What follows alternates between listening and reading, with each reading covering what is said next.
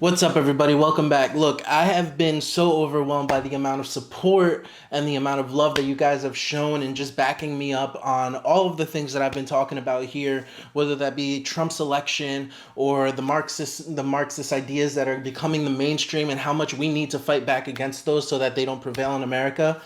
I ask you guys one simple thing in the name of capitalism, in the name of my channel, and in the name of everything that we're trying to accomplish here as a group and as conservatives, as Latinos, whatever you may identify with me as. I ask you to please just go to patreon.com and just try and support with whatever you can. I'd be grateful for whatever it is that you have, and it's just a way for me to provide better content for you, to be able to go to places to actually cover things and be the first-hand witness to all of these things that are happening in our country right now. I'm asking you guys to invest in me and live vicariously through me. So patreon.com, I'm offering a whole bunch of stuff there. I'm going to be doing lives there more often, be posting there a lot more, talking to you guys one-on-one as much as you guys see fit or as much as you guys want to talk to me, and just go on there and just support and let's have fun together. The world's going crazy, but then so am I. Taking time to compose, expose my hell and then organize. Free your mind, everyone got a narrative and a white lie. People painting pictures for the masses just for dollar signs. It's all about the group you're with. I don't care about the life you live. All I see is a small group in your large group that don't see they sin. Nobody look at character, everybody look at color skin. Nobody look at numbers or facts. All right, guys, what's up? Welcome back. I am just so happy to be here in this time that we're living in right now. The one thing that I want to address, the one thing that I want to talk about more than anything is the age of journalism, the new age of journalism, and what that's like in the Trump era. If you guys don't know what journalism looked like, let's say you're a younger person and you have no idea what journalism looked like and you feel like people always were able to voice their opinion, just take a stroll with me down memory lane back into the 90s when I was a kid and I was watching people like John Stossel who would be going undercover and kind of finding out how people are getting scammed. This is the primary way that people would get their news and people would be journalists, right? Back in the day in the 70s and 60s, there would be people that would go and they would write things down with a pad, then bring it back to their office, write up a story, print it in the New York Times, and on Sunday you'd get your paper and that would be the actual, that would be the story, right? Because it was the person that was actually there at the event, talking about the event, writing it down, bringing it back, formatting it, and giving it to you.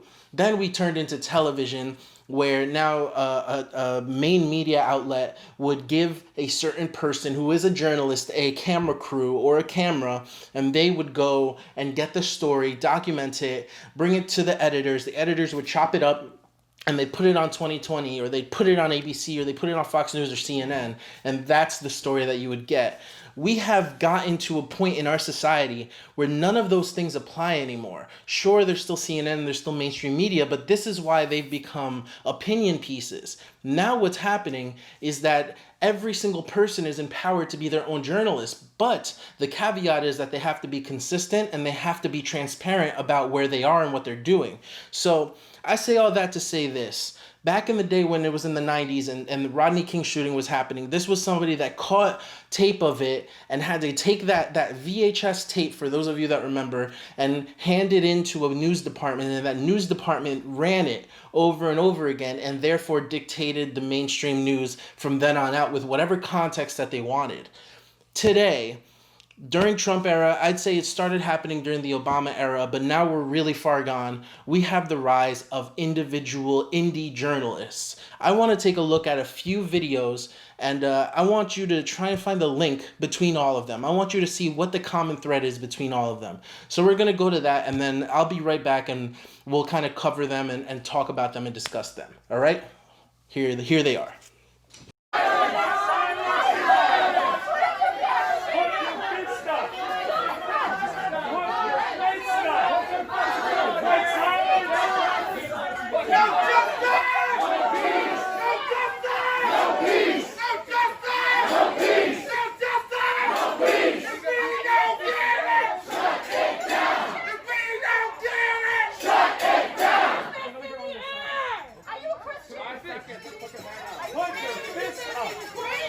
Two counts of homicide. We're protecting from the citizens, and I just got pepper sprayed by a person in the crowd. Rittenhouse was interviewed shortly before the shootings and was asked if he was using non-lethal rounds. We don't have non-lethal. So you guys are full on ready to defend the property? Yes, we are. He's now awaiting extradition to Wisconsin from Illinois. What do we do? That's right. We ruined that thing. Whoa, that's right. What do we do? That's right. We ruined that thing. Whoa, that's right.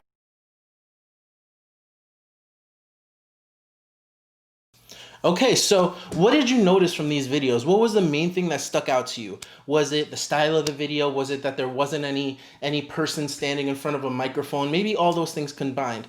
But one thing that you'll notice is that there's somebody in the background holding the camera or its camera phone and talking and asking questions and provoking and thought-provoking. All three of these videos were taken by the same person. And that's not the only thing that these things have in common. The other thing that these videos have in common, and this is very important, is that they were national news and they controlled the media the entire time. So these videos that were taken by an indie journalist who has his own channel became national news and were reframed in context to whatever news source got their hands on it, whether that be Breitbart, CNN, Daily Wire, or MSNBC. They all got their own context. But here's the problem, that when you add context from a mainstream media outlet, instead of allowing the journalist who was there, experiencing it, talking to the people on the ground to give that context, now we're staying away from the truth. Now we're starting to add layers before you can actually get to the truth of what happened. Case in point is Kyle Rittenhouse. Elijah Schaffer, who works for The Blaze, but he has a channel of his own called Slightly Offensive, started out just covering protests. He'd go out and he'd talk to people covering protests and do kind of a man on the street thing. He's become one of the best investigative journalists of our time. I'd say he's heading in the direction of Andrew Breitbart. Now, a sidetrack for those of you who don't know who Andrew Breitbart is, I'm not talking about the Breitbart news outlet, right? There was a man named Andrew Breitbart who died, I want to say 10 years ago.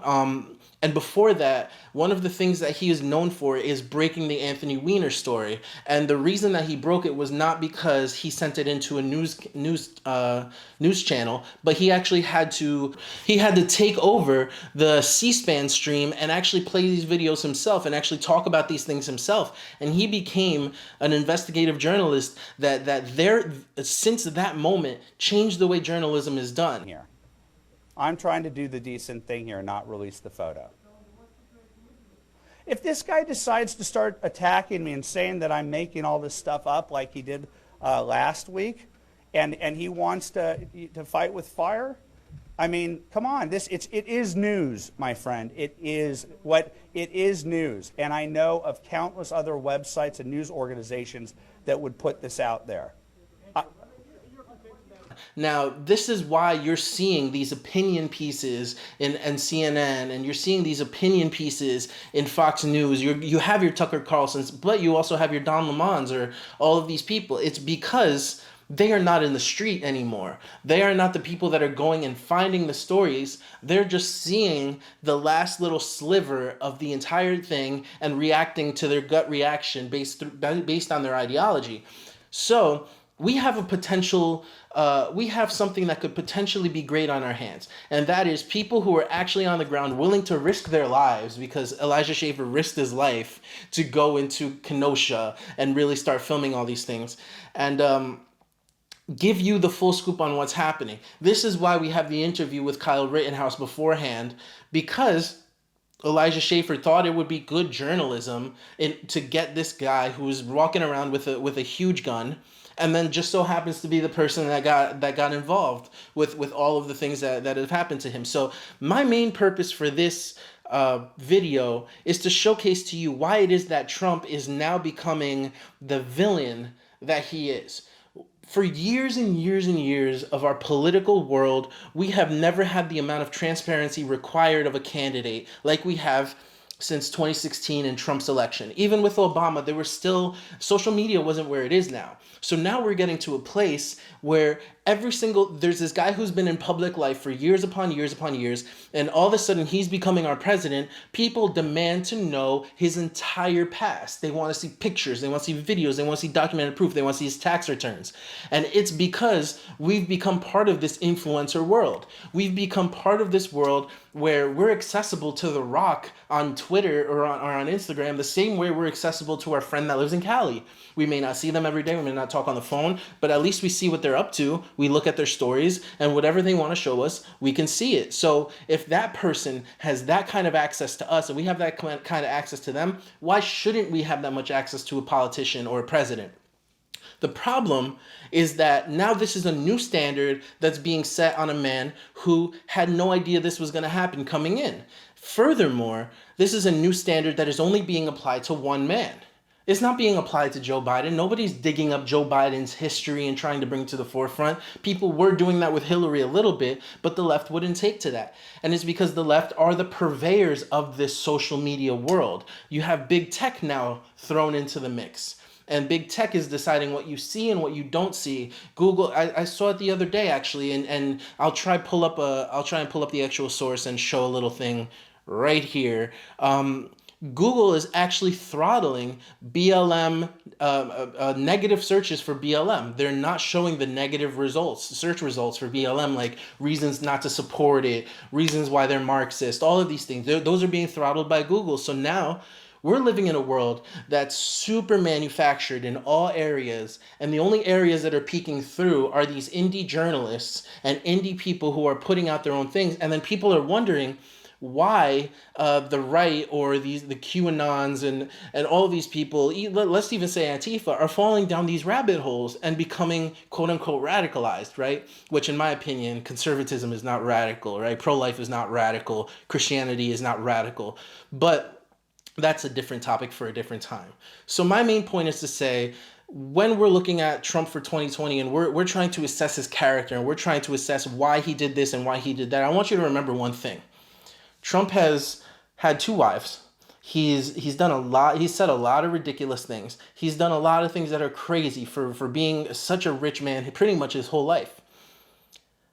Let's compare him to another president who, if he were living today and if he were here today and running today in his prime, probably would get the same treatment as Trump. And I want to talk about John F. Kennedy. John F. Kennedy cheated on his wife with Marilyn Monroe, who is a celebrity, okay? He used to do drugs like crazy, a lot of cocaine, a lot of things like that. He was a party guy. But then when he got, and by party, I mean like he's partying, like he's drinking, he's smoking, he's going to clubs, he's doing this, he's in strip clubs, happy birthday, Mr. President. Then he goes up into the podium, and he starts talking about Catholicism, and he starts talking about his faith in God, and he starts talking about how it's not what your country can do for you, but it's what you can do for your country. And nobody was none the wiser, which is one of the main reasons that I say I'm more concerned about the person's actions and policies instead of their personal lives. Trump can keep his personal life personal unless he's breaking the law, but I'm more concerned about the policies he's going to be enacting as opposed to the policies that Joe Biden is going to be enacting. So I say that to say this. First of all, follow Elijah Schaffer. He's on Twitter. He's on all these things. But I say also, do your due diligence. Don't just take CNN. Don't even just take the Daily Wire or Breitbart and just say, okay, this is what it is, so it is what it is. Do your own research. We are living in a time where everybody has the potential to be their own journalist. You can go and you can find sources. You can look at the Department of Justice statistics for whatever it is that you want. There's no need for you to rely on these mainstream curated media sources. And I'm not saying to go off the deep end and start becoming a flat earther, conspiracy theorist person. I'm not saying that. What I'm saying is you can take that and now use that as a basis and say, okay, well, if this is the mainstream narrative, then what proves this mainstream narrative? What things actually add to this story? And then you draw your conclusion from that objectively, not based on feelings, not based on, this, what's this Blake guy's name? The guy that was shot in Kenosha, because this is exactly what happens. A person gets shot by the cops, automatically it's racist, automatically, even with the Hispanic cop now, Tariq Nasheed is calling him a white Hispanic, which is mind-blowing to me. Things like that happen. All of a sudden, they get immediately racialized. Then what ends up happening is you get an entire narrative built around the speculation of the event instead of the actual event and what happened.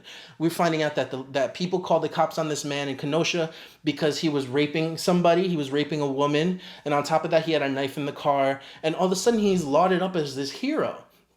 Now, I am not somebody who wants to jump to any conclusion. So I didn't talk about it until I saw the full proof.